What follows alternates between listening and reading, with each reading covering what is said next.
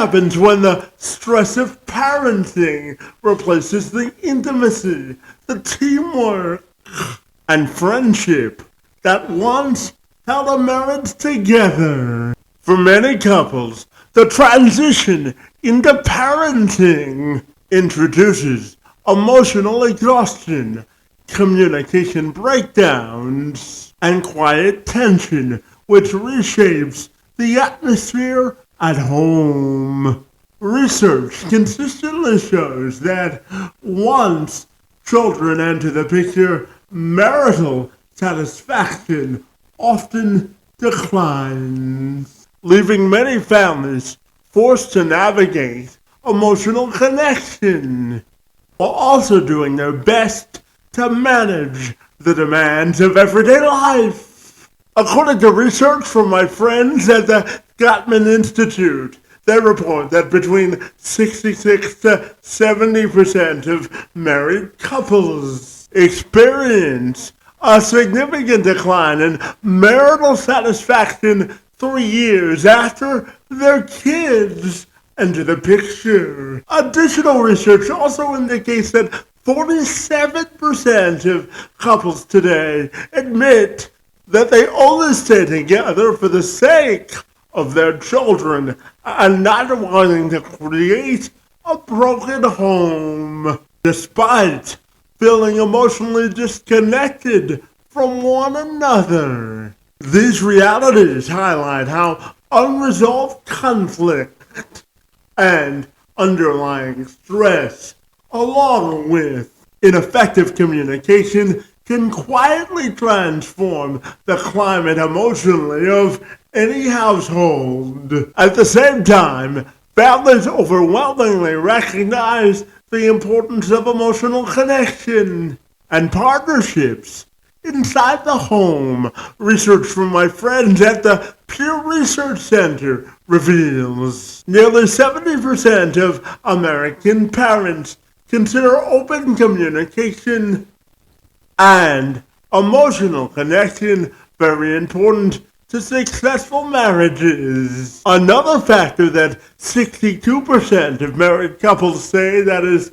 significantly important to them is sharing household responsibilities in connection with maintaining a satisfied and thriving marriage, as well as long-term relationship sustainability. In this insightful and deeply practical episode, I had the chance to sit down with my friend Jan Talon. She is a relational counselor and licensed marriage and family therapist. She shares how families can move from emotional chaos to emotional calm through intentional communication, relational awareness, and practical behavioral tools. Talon draws on her 35 years of experience in the field to introduce her clients to the DNA way of communicating, a framework which is designed to rebuild unity, reduce conflict, and create calmer environments both at home and within their marriage. Through her family crazy to family calm approach, she explores how couples can clearly define the dreams they have for their family, their marriage, their parenting styles, learning the practical relational tools designed to strengthen connection and intentionally applying skills for everyday life. And Talon joined me this week to tell me more. I'm Kevin McShann. Let's have this conversation.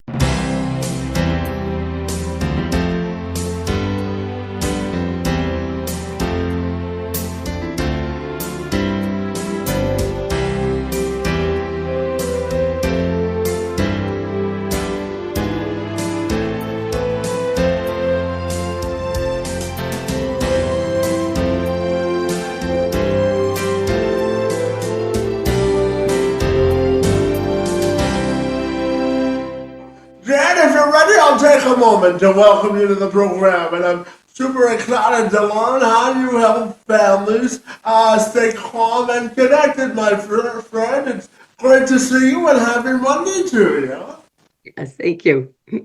So, Jen, I know you've been a licensed marriage counselor for about 35 years now, and I know that you have a real passion for connecting families through a calm and connected framework, my friend. So I'm wondering if we can start our conversation by you telling me what makes you so fabulous and why you love what you do, my friend. Well, I love what I do because I love human beings. We had some dogs as we raised our children. We named them JD. That stood for just a dog. Now, dog lovers don't get distressed. Dog was treated just fine. But I told my husband, if there's a choice between me saving the dog or the children will get saved because the children are more precious to me than that puppy dog will ever be. And my husband sort of agreed, like, yeah, okay, get it. He raised dogs when he was a kid, so he was very used to them. I wasn't very used to them, but I have always loved being with kids and with families. And so as that developed into passion and into adult thinking and what to do, the way that made sense to me was to become a therapist and help the families that were in the deepest trouble.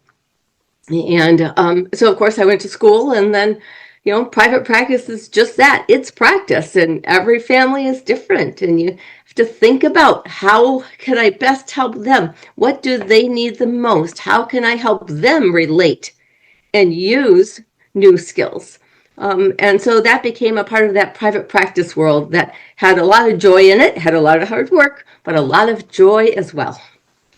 Yeah, absolutely. And Jan, you also tell me that you have learned just as much from your clients that you've taught your clients yourself, my friend. So tell me about what you've learned in today's modern marriages and what couples are telling you about their disconnect and why they want to be brought back together. Tell me more, my friend. Well, yes, you're right. I hope with any profession that we learn from those that we interact with. So, of course, I learned from my clients about their struggles on how to hold their marriage together while also trying to agree on how to parent. And that balancing those two, somebody doesn't have any energy for the marriage space for some conversation, without saying, well, I'll talk with you, but we have to fold laundry at the same time, or we have to clean the dishes at the same time. And the other spouse feels rejected because they just wanted to be able to sit or be able to just go for a walk. And the person who's running the household and looking at the parenting just looks at the list and the list and the list, and it never stops. So that also related to my life when I was raising four kids, me and my husband, because I too had a list. It went on forever. And I was working as a therapist, and then I was running the house. He was busy building his own career. They were both important. But figuring out how to be married and parent together so that we had time and energy for both is really what helped me develop and think through what's the best way to do this. My husband and I did it by, we took a little vacation, not an expensive vacation, because we had four kids. Money was rolling out the door faster than it could rain. Um, but we took a vacation, and we made our list of what we were crabby about. We showed each other the list, but we didn't talk to each other about it until we got on vacation. We talked in the morning because now we were awake. Talking from 10 p.m. to 3 a.m. in the morning was not working for us. We were not solving anything. However, talking from 10 in the morning until noon, we covered ground like this. We realized we were on the same page. We matched values. And from that, we then figured out, how are we going to deal with this kiddo? What are we going to do about this situation? And that's the first part. Is we decided what we wanted our kids and our family to look like. That's our D in the DNA. And then we took the N. How are we going to do it? So we noticed, what does each situation need? Do we need to listen more? Do we need to speak more gently? Do we need to learn how to regulate ourselves down so that in responding to that hypersensitive kid, we can just have a conversation and not tears, because tears were this fast. Yeah, absolutely. And Daniel also said that effective communication is one of the most important parts to thriving marriages, and you just laid out how it affected your own marriage. But I'm wondering your thoughts on how communication is affecting today's modern marriages, and how you work with your clients to break down that communication barrier, my friend. What are your thoughts there? Well, the relationship rules in some ways don't change. We have to have connection first. Connection has two main parts to it. It has influence, and influence is how we act towards each other. It's what our tone of voice is like. It's what we say. So if I say to you, "Can you get the dishes?" I've influenced you, but not just influenced you by having you go, "Whoa, what's going on? What's the matter with the dishes?" But if I say, "Would you bring the dishes over here?" I've influenced you, but I said it gently, so the answer is sure. When we have influence now, if I say it in the crabby way, my attachment hormones don't turn on. My scared hormones turn on, cortisol and adrenaline. But if I say it in the kind way, then my attaching hormones turn on. My oxytocin, my norepinephrine, my dopamine, my serotonin. Those guys turn on, and those go, "Ooh, I like you. Oh, I'm safe with you. Why, sure, I'll help you with the dishes because I'm safe with you." And that attachment, okay, where we take influence and attachment and put it together, that creates connection. And when that's broken, it doesn't really matter what else you're going to do, to be honest with you. Connection is king here. When connection works, then we can figure out how to speak kindly and clearly. Then we have the courage to hold our own emotional selves together, even when we're talking about something tough.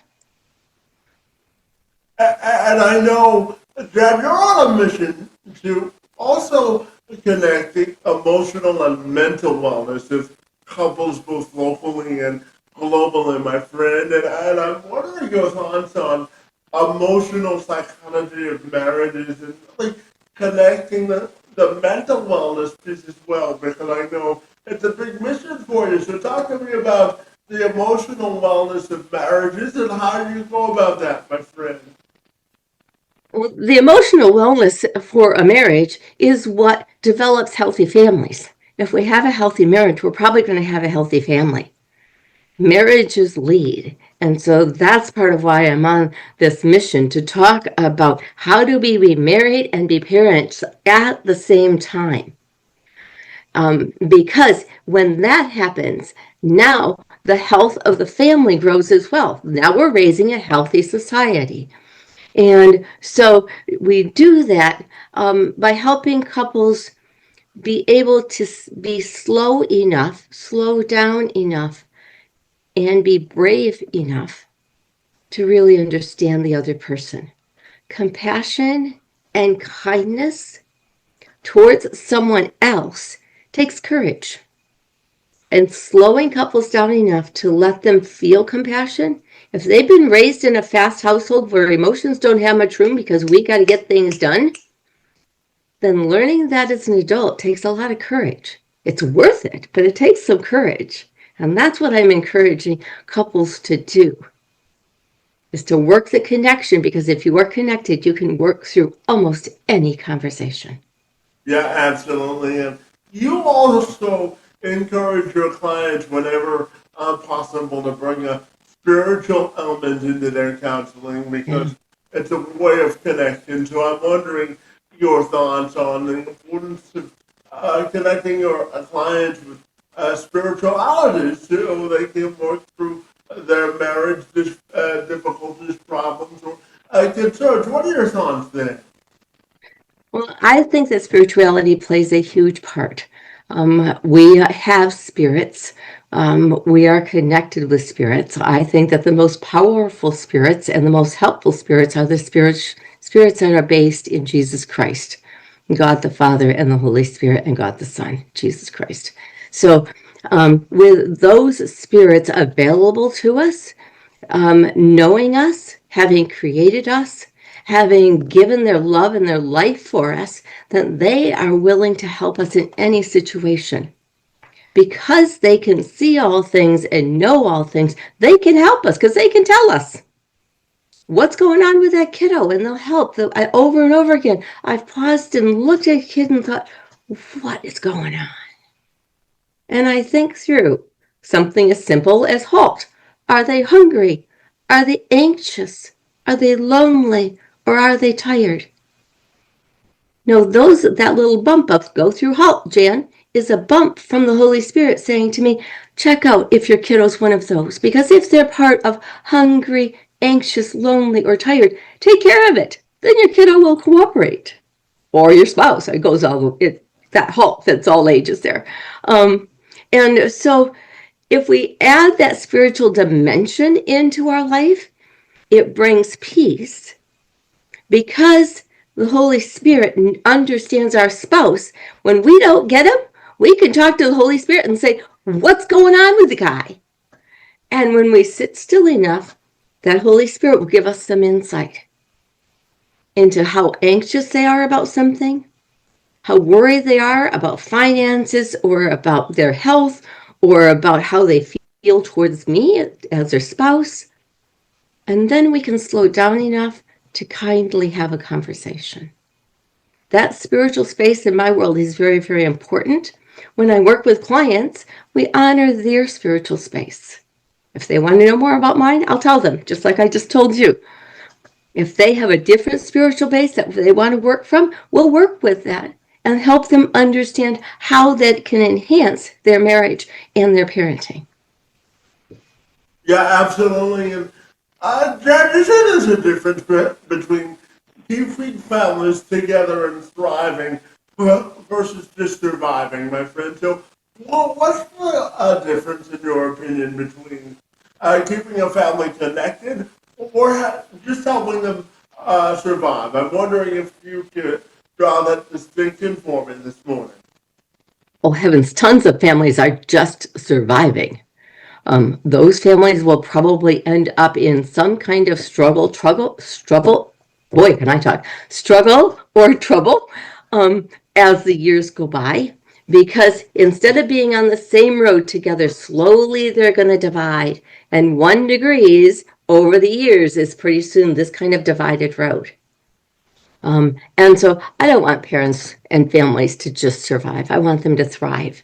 And that's why I wrote and why I teach and why I coach the DNA way. Because when you define what you're going after, and when you look and work with your necessary skills of communication, listening and speaking kindly and clearly to each other, then you can use conflict and confusion resolution skills with ease and with mutuality so that you're both on the same page. You can honor each other, you can respect each other, you can protect each other, and you can help each other. You don't have to be so quick to jump to a response, but instead you can wonder, what don't I know? I'll tell you a little story about that. Yeah. This is about parenting one of our teenage daughters. And in parenting her, she came home way too late. We were distressed. News on the street, not much internet at that time, but news on the street was that bad things had happened.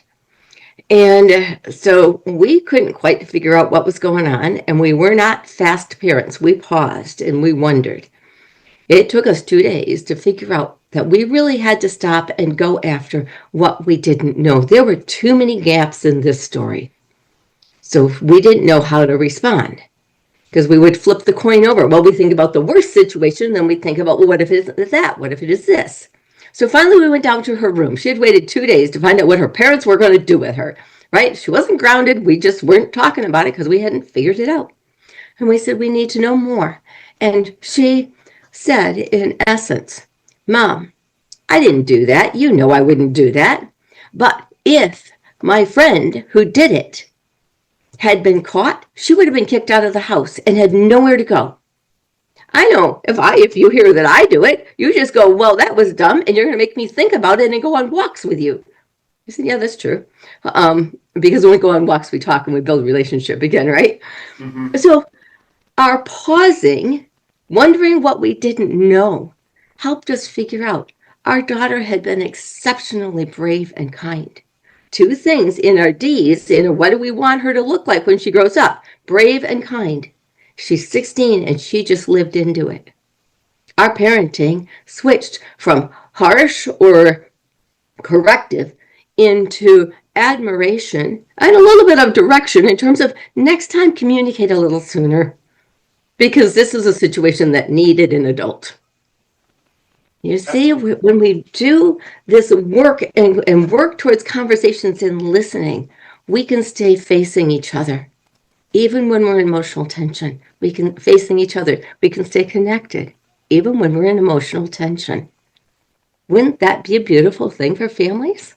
You got that right, my friend. And Jen, I'm a big believer in self-reflection, and I know you're big in helping families stay calm. So I'm wondering when they come to you and say our family has lost our calm structure, and Mhm. I'm wondering how do you help them self-reflect and help them get back to a state of calm. What are your thoughts there, my friend?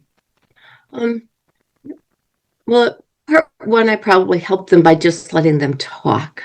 Mm-hmm. Often we're not calm because nobody has listened. And we have so many thoughts and so many worries inside our bodies and our brains. So I start by just listening, letting them talk. Okay, say what it is. Now, if I'm not around, then we begin to teach them how to think and process, hold in their hands, if you can, what their concerns are, and begin to say those and format those in different ways so that they can be spoken in a way that somebody else can hear. Now, sometimes we help families get their calm by practicing by talking to a drawing or a stuffed animal, something that isn't going to react. So they can practice that. So say they want to talk to their spouse about the finances. And so spouse isn't in the room, but we put a picture of the spouse there. Excuse me. And we practice talking until we get the right tone and the right approach. This is what brings calm, is learning how to calm ourselves down so that we can present with truth and with kindness. Truth without kindness is not good. Truth with kindness is gold. When we can do that to ourselves and to those around us, we end up with really good conversations. Yeah, absolutely. And Jen, I'm curious to ask you about emotional triggers. You went into that a little bit in your last answer, but as you know, sometimes therapy can be emotional or can trigger people both in a positive and negative way. So I'm curious, how do you help people work through their emotional triggers to communicate it effectively without getting offended or upset when their partner responds? I'm curious to get your answer there. You are absolutely right. It's a good question, because we all have triggers. We've all grown up in a family, and we've all grown up with other people around us that have hurt us or made us frightened or protective because nobody else is going to do it for us. And helping clients slow down enough to ask the questions about not just what's happening with that person, but also what is happening to me, and not being afraid to hold your little 6 month old self, your little 1 year old self, your little 12-year old self with compassion and being able to sort of just reprocess what happened in those trauma places And when someone listens and cares, we are, I'll say that better. When someone listens and cares, the compassion that can be felt between each other builds courage to shift to a different perspective. Not everyone is out to get us. Some people are out to get us. We have to learn how to discern the truth instead of saying everybody's out. No, some people are not safe people. You're right. Back away. Some people are safe people. Come, breathe out. We need oxygen, not carbon dioxide, right? Oxygen in our brain and in our body makes it function. So now slow that down and gently take care of living a little bit differently. We often look for 3 to 5 degree changes at a time. Our brains are a little slow in building new pathways. So we just need little changes at a time about what we tell ourselves about ourselves, what we tell ourselves about other people, what we tell ourselves about those situations. And as we learn how to do that, our triggers become less. And when we're married, our spouse can help us with those things, which is really a beautiful space to be in. And when our kiddos, when we're parenting our kiddos and we see the triggers, we can help them with those things too. But we start by taking just some slow, deep breaths, getting lots of oxygen in our brains so that our brain can work really well. Yeah, absolutely. And I'm curious in your role as a therapist. I'm curious how much empathy do you come into sessions with? Really wanting to understand what's going on beneath the surface of a marriage. You can really help the couples you work with. What's the power of empathy, in your opinion, and how does it influence how you help couples sort of go beyond what's beneath the surface, my friend? What are your thoughts there? How do I help a couple go beneath the surface? Well, by making sure they're really well connected, um, and by giving them a safe enough place and helping them, because I won't always be there, helping them learn how to create safety between each other, to be able to ask tell me more about that. Tell me, what does that mean to you? Tell me about where that interacts with childhood stuff and what your mom or your dad did. But it also includes then being able to say to our spouse, I'm so proud of you. I'm in it with you. Your history doesn't scare me. So I'm your safe person. Because I'm not going to get too mad. And I'm not going to say, because you're a product of that couple, you can't stay in my house anymore. They did such awful things. You're just so damaged you have to leave. I'm your safe person. You can stay here with me. We can make our own selves different than where we came from. And that just going slow enough and slowly building in that trust. This takes time and it takes experience. We can't do that fast. We do that gently. We do that persistently. We do that with care and with interest, genuinely investing emotionally in our spouse. Yeah, and Jan, from your perspective, parenting is a big, it can be a big strain on marriages with statistics showing that after the first 3 years of having their first kids, divorces or separations, they tend to go up. But I'm curious to ask you, with the age of social media, and you and I both know that there isn't a modern handbook to parenting, but how do you think parenting differences can affect a marriage both positive and negatively, my friend? How do you think we can grow through parenting disagreements or roadblocks, my friend? What are your thoughts there? Well, your parenting's a big deal. Okay, we put it right up there. Childbirth rates the same in terms of trauma as death. Birth of a child, same level of trauma as death of a child. So it's a big deal. Let's just start there. Okay? Everybody reacts to death differently. Yeah. Everybody reacts to birth differently. So let's start with that. Okay? This is something that when there's trauma, we say, let's start with grace, with just kindness, because it's all new. We don't know how to do this. And I had 4 kids. Every kid was different. Every parent will tell you that. I know 2 of them are exactly alike. We're always rearranging things. What works for one doesn't work for the other. How do we make it so that we continue to bond as parents? Is that we talk about what do we want our family to look like? What are we going to do to get there? So what do we want our family to look like financially? What do we want it to look like spiritually? What do we want it to look like emotionally? What kind of activities do we want our kids to do or not do? Okay, do we want childcare? Do we not want childcare? All of those things are decisions. They're not all easy, but they're all decisions. And when, as a couple, we talk that through and we agree, okay, and sometimes let's just remember decisions need to be adjusted depending on each kid and what's going on.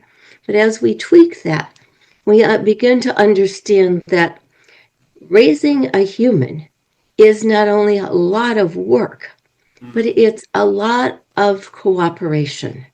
I don't really think of it as compromise. I think of it as building on each other's strengths.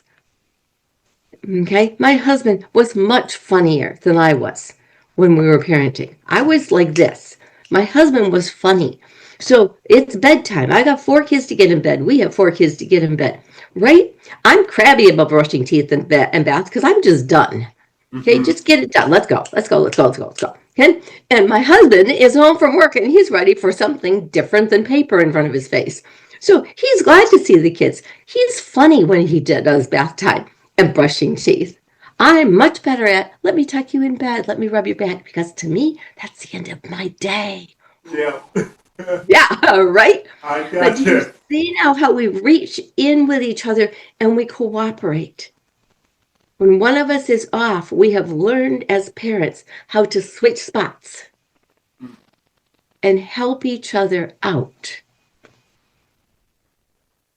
And you touched on this briefly earlier, but as you know, cultural differences when it comes to religion and how we want to raise kids and how we want to set up a household, even from a religious perspective, can also Yep. be a major tension point. So I'm curious to ask you about when couples come to you with cultural or religious differences, how do you help them get to a healthy compromise or understanding? Yeah, I would go more for an understanding than a compromise. Compromise always has a winner and a loser. So I would go more for an understanding.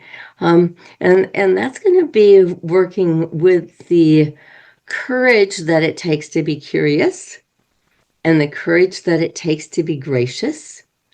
And the courage that it takes to be connected even when we're different. Sometimes some people will talk about it, especially when we have cultural differences. Like if I have somebody from an Indian background who really just wants Indian food, and then they've married a Dutch person like me, okay, who has never tasted Indian food, and those spices will make me want to vomit, right? How are we going to have meals together here? How are we going to have the smells in our house? And that comes out of curiosity and compassion for each other. The person comes first. The culture comes second. So how do I care for you? Okay. With the Indian person married to the Dutch person, they figured out how to do that. Okay. That when something had to be cooked for 15 or 18 hours, they found a different place to do it so that the whole house didn't have that smell for days. Many of the Indians never smell it, but the Dutch girl does.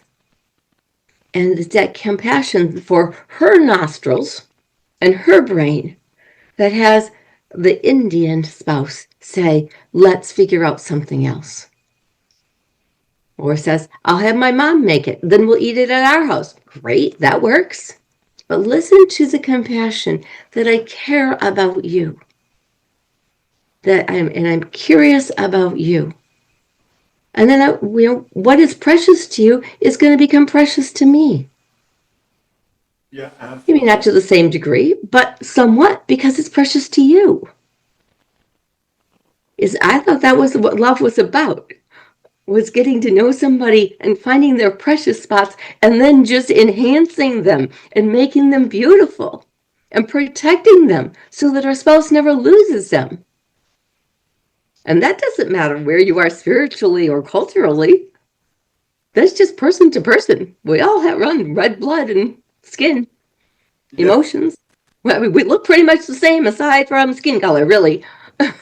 And once if you peel the skin off, we all have the same body organs. It's just the same. yeah, absolutely. And Jenna, I'm curious to ask you because couples must come into you and say, if I could only change their way of thinking on this one particular issue, or couples must come into you entrenched in their line of thinking because by the time they reach you, they probably couldn't work through the issue on their own. Oh, and that's why they bring you in, right? So I'm curious to ask you, how do you help couples go from their entrenched idea or a solution to a problem to understanding the other point of view? I'm curious to get your thoughts there. Yeah. Um, you're right. There are couples who become very determined that their way is the right way and the best way, Yeah. and become pretty dug into that. And usually there is a vow or a promise from childhood that began that, and it started just as a little protection idea. It's almost always about personal protection and personal safety. It's what a baby yearns for the minute it's born is, will you keep me safe? That question doesn't stop for our whole life. And so, if I can spend time with a person who's really sort of set in stone in something and get to understand what is the vow, what are they protecting, and help them find perhaps other ways to protect it or to see that that is no longer something that needs protection. It's not important in adult life. I mean, when if they were a little kid and they were poor and they had one pair of shoes and they loved those shoes, and then their brother or somebody else took their shoe and fed it to the dog, or threw it one of them in the trash can just to be funny as the trash man was driving away, that little kiddo is going to learn to protect his shoes, protect his things at all costs. Do not touch anything of mine. Mm-hmm. Okay, now if you move that into a marriage, you're going to get into trouble, right? Because somebody's going to touch your stuff. Yep. Okay, so we have to untangle that vow and help figure out who's safe to touch your stuff and who isn't. Okay, and if you don't want somebody touching your things, how do you ask so that they will respectfully step back and say, fine? But that takes some personal courage on the person who is sort of deeply entrenched in something. It's worth the work because the peace that comes after that and the joy and the camaraderie. I mean, now you can have sort of funny things like, okay, so that was a little boy, so now I'm going to pick on the wife, and she's going to be like, where is my cute striped shoe? And she's going to look at her husband. Is it in the garbage with yours? Because now they're going to laugh. He's lost his little size 4 shoe from when he was a little boy, and she's crabbing about his shoe, but now they should be able to laugh about it. And he was like, yeah, I never liked those striped shoes, so I threw one of them away. And she's going to go, you did not. And he says, you're right, but I did see it under the couch. There.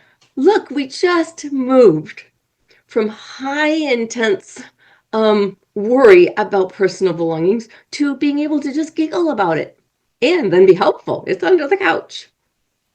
Yeah. We don't have to blame anybody. We can just say that's where it is. Right? Yeah.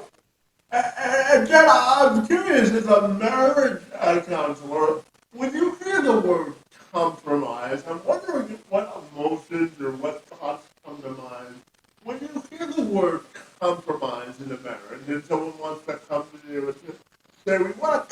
compromise on something.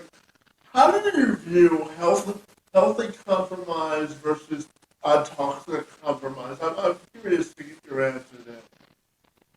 Well, you're not going to like my answer. I don't like compromise. Okay. Compromise has a winner and a loser, and everybody's keeping track some way or another. And so I like cooperation. And I like it when what I really work towards with couples, it's a model built on there's a long-term organization called Focus on the Family, and they teach this, and I've practiced it with them. It's a very, very healthy way that couples write down what they have, each on their own paper, different solutions to the problem. And first of all, agreeing that they've defined the problem in the same way. And now they have different solutions. So now they come and they compare. And they don't get to solve the problem until they have found a place that is the same for both of them. So say somebody wants to sell that piece of junk, a car. Okay. However, they don't have finances to buy a new car. So one person will have these letters, these ways of solving that we don't have finances. Another one will have these. Okay. And all of a sudden they see that both of them have put down, let's not buy Christmas presents. Okay. That would be sort of a way for us to get a down payment, or depending on how much we spend on Christmas, that maybe they would be able to say, if we didn't do that, we would have enough to buy another car or get this one fixed. And they both had that written down. That is your decision. Mm-hmm. Nobody compromised. You both had agreed independently. Nobody was looking at the other person writing their answers. Independently, they had agreed. So now they are going to be in agreement. Nobody's going to sabotage this. The conundrum or the problem is now solved. There's follow through. But the beginning here, nobody compromised. They agreed. Yeah. There's a massive difference between the two, for sure. It sure is. It's emotionally different. It keeps us from separating. It keeps us from feeling, well, you got to do that, so I got to do this. And now we've started counting. Eventually somebody loses. Yeah, absolutely. And Jen, I want to circle back just for a minute about parenting and ask you, what do you think is the difference between being a calm parent versus a passive parent? Because, in order to be successful parents, you both have to be engaged. And as you mentioned earlier, we have different parenting styles. So what do you think is the difference between being a passive versus a calm parent? What do you think the difference is there? Yeah, good question. A passive parent, in my mind, is a sad parent because they aren't really connecting with their kids. They're just letting them do whatever they're doing. And they're missing out on the joy and the energy that comes from parenting.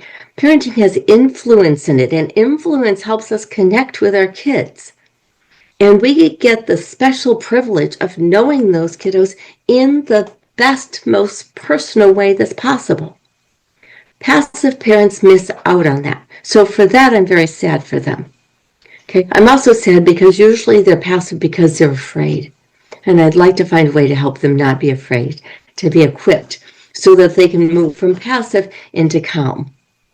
Okay, a calm parent is one who is able to listen to what's going on in the kiddos and the activity of the house, and able to also have the fear buttons that go off inside of our head just stay calm so that they can understand what's going on and respond in a way that's healthy for the kiddos and for the family. So let's say that that it is supper time, and a passive parent is just going to say, food's on the stove, eat it if you want it. Okay? Or get your own. The message that kiddo is going to hear is, I don't really care to be with you. That's the message they get from that parent who says, you want a sandwich, make yourself a sandwich. I've eaten. And the message to the kiddo is always going to be one about, do I belong with you? And the parent just said, you don't. There's an ache in that kiddo's heart. I don't belong. The person that I bonded to first or second in my entire life, I don't belong to. Oh, but now if we're a calm parent and that kiddo comes in and parent says, yeah, we're having peanut butter and jelly tonight because we have other things going on. We just have to sort of eat quick and then move on. Okay. And the peanut butter. A calm parent sort of gets down close to the kiddo. If they will let them, they hold their hand, they try to get eye to eye, and they say, what about the peanut butter? Are you saying you want honey with it? Are you saying you had peanut butter yesterday and you don't want it today? What are you telling me about this peanut butter? Okay. And the kid might just say, no, I hate that kind of peanut butter. I've never liked it. Well, that's interesting, right? Don't know if it's true. But my calm parenting says my goal is to get the kid to eat something. Okay. I want some protein in him. I'd like something that helps him make it through the next 2 hours. We have to go to soccer practice, and we have to stop at the grocery store. We have to put some gas in the car, and then we have to come home. And I need him to be able to cooperate. What are we going to do? So then I say, okay, so you don't want peanut butter. Would you like the bread and would you like the jam? Yes. Okay, now you need a protein. So do you want a hard-boiled egg, which we often have in our refrigerators? Not everybody does, but we do. Would you like hard-boiled egg? Would you like a cheese stick? And we're going to just sort of work with that kiddo and just calmly remember that my goal, that DNA, the D part, what do I want this to be like? Okay, got to decide. I want food in his belly somehow. Okay, I want to make it through the next 2 hours without him wanting to open the door and run away. That means this kid needs food. So I might say, you can take it in the car. But I'm going to stay calm because my goal is to get the kiddo in the car. If I become inflamed and distressed, my kiddo is always going to follow me, and they're going to follow me into inflamed and distressed. If I'm calm, their brain is going to calm down, and they're going to be able to become rational thinking human beings too. Yeah, absolutely. And Jared, I'm going to combine my last two questions because they're interconnected, and I'm curious to get your final message about anyone that may be watching or listening to this when they do that.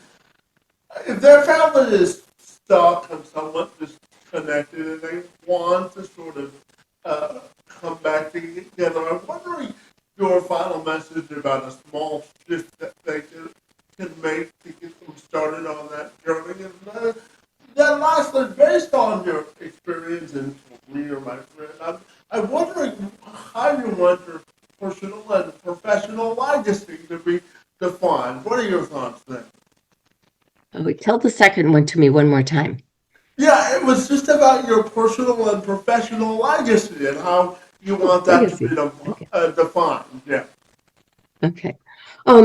So first of all, we wanted to talk about what small steps, if a family's really disconnected and a couple's really disconnected, what small steps can they take? Well, I think that attached to this podcast, there will be a quiz that they can take that's Yeah. written by me. Yeah. This quiz or you can go on my website and find it there. It's free. But what it will do is it will then send you 5 emails that will tell you 5 different ways to make connections that take less than 6 seconds. Or you can do them several times a day, but less than 6 seconds. So if you're scared about reconnecting, these are ways to gently reconnect. And so that's the first step that we have to do. No conversation is going to work really well unless we first of all have some base of connection. Remember that attachment and that influence, the kind voice, the kind eyes, the affirmation, the affirmation, the I got you, I'll help you. Those kinds of things build the courage for someone to cooperate. And cooperation, even in cooperation to, yeah, I'll really listen to you. What are you trying to say? So we have to work on connection first. And the easy way to do that, if you're curious about how do I do that, is just to take the quiz, mostly because then you get those 5 emails that will give you a little bump every day about what to do, so that you'll have some idea and you don't have to think of it yourself. Okay? And why do I talk about connection? Because if I wanted a legacy, I would want 2 things. I would want to be known that Jesus Christ loves me and loves you, and that because of that love, we are able to love each other. Now, how does that look like when rubber meets the road and it looks like there's just humans around and there's no Jesus because he seems to be far away in heaven? Then this is what I'm going to say to you. As you learn to be kind to yourself, you will have the courage to be kind to others. And in kindness, we can then have compassion, but we can also have wisdom. Because there are some things that are hard stops, that are no, that may not happen. Okay, in parenting, at our house, if you lied or if you hit your son, there was a stop that said, take care of this. And it had to be with kindness and with concern. I am for you. I am with you.